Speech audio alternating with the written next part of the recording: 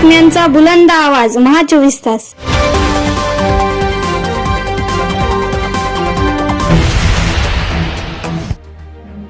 नमस्कार, महा 24 तास न्यूजच्या बातमीपत्रामध्ये आपल्या सर्वांचं स्वागत आहे। बातमी येते नांदेडमध्ये आदिवासी समाजाचा भव्य मोर्चा।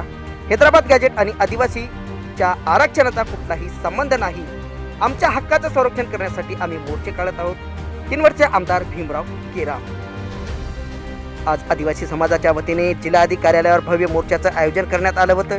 या मोर्चामध्ये हजारो आदिवासी समाज बांधव मोठ्या संख्येने उपस्थित झाले होते।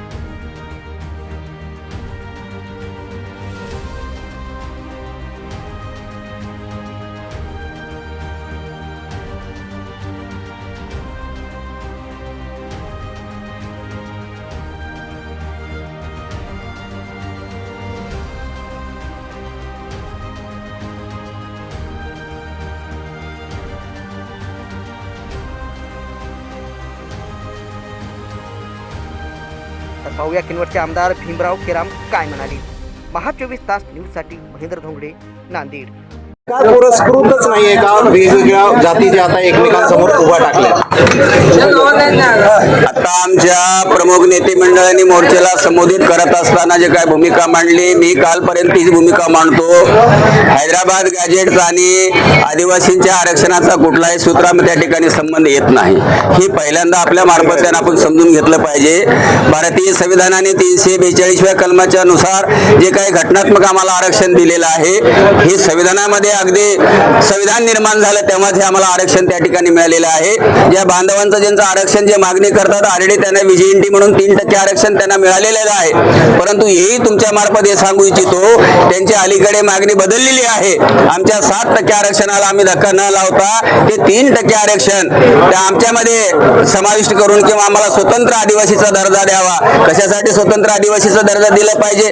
त्यांना माहित आहे 1977 मध्ये आंध्र प्रदेश सरकारने अशाच पद्धतीचे शासन निर्णय काढल्यानंतर त्यांना फक्त शैक्षणिक सवलती त्या ठिकाणी दिल्या गेल्या होत्या, परंतु आरक्षणाच्या सर्वच्या सर्व सवलती त्या ठिकाणी त्या समाजाने लाटलेल्या आहे आणि मूळ आदिवासी उद्ध्वस्त झालेला आहे। ही परिस्थिती आमच्या नजरेपुढे आहे आणि त्या संदर्भामध्ये तेलंगणामधल्या आमच्या मूळ आदिवासींचं सुप्रीम कोर्टामध्ये एक पिटिशन त्या ठिकाणी चालू आहे। तो निकाल आपल्या बाजूने या ठिकाणी जरूर लागणार आहे।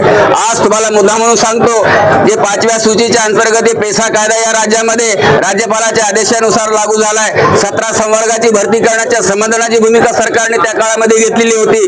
त्या संदर्भामध्ये काही आदिवासी लोकांनी कोर्टामध्ये पिटिशन दाखल केलेला आहे। त्या पिटिशनचा निकाल आजच आपल्या माध्यमातून सांगतो, आमच्या बाजूने त्या ठिकाणी निकाल लागलेला आहे। म्हणजे संवैधानिक आरक्षण ही बाबासाहेब आंबेडकरांनी डोळसपणाने या आदिवासींची सरासर सर्व बाजूने विचार करून त्या ठिकाणी दिलेला आहे आणि त्याला विशिष्ट चौकट त्या ठिकाणी निर्माण केलेली आहे। त्या चौकटीमध्ये बसणारे लोक जर अशा पद्धतीने आरक्षण मागत असतील, हे कदाचित त्या ठिकाणी कोणीही मूळ आदिवासी माणूस खपून घेणार नाही, हे निश्चित या ठिकाणी तुमच्या माध्यमातून सांगतो।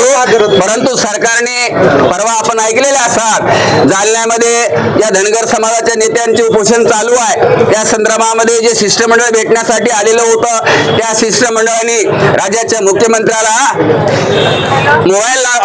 डायरेक्ट मोबाईलवर त्यांनी ऑनलाईन बोलणं करून दिले। त्यावेळेस स्पष्ट मुख्यमंत्र्यांनी सांगितलेलं आहे, राज्याच्या स्तरावर अशा पद्धतीचं आदिवासी किंवा अनुसूचित जाती आणि जमातीमध्ये असे आरक्षण देण्याचा सरकारला कुठले अधिकार नाही, हा तो केंद्राचा अधिकारी आहे, असं त्यांनी स्पष्ट भूमिका त्या ठिकाणी बजावलेली आहे। तरी सुद्धा हे दबाव टाकून अशा पद्धतीने जे प्रयत्न होत असेल तर या ठिकाणी चुकून या ठिकाणी परत एकदा सरकार निर्णय होऊ नये म्हणून आमची नैतिक जबाबदारी आहे। आमच्या हक्काचं आरक्षणाचं संरक्षण करण्यासाठी आम्ही हे प्रतिनिधिक स्वरूपाचे आम्ही मोर्चे या ठिकाणी काढतो।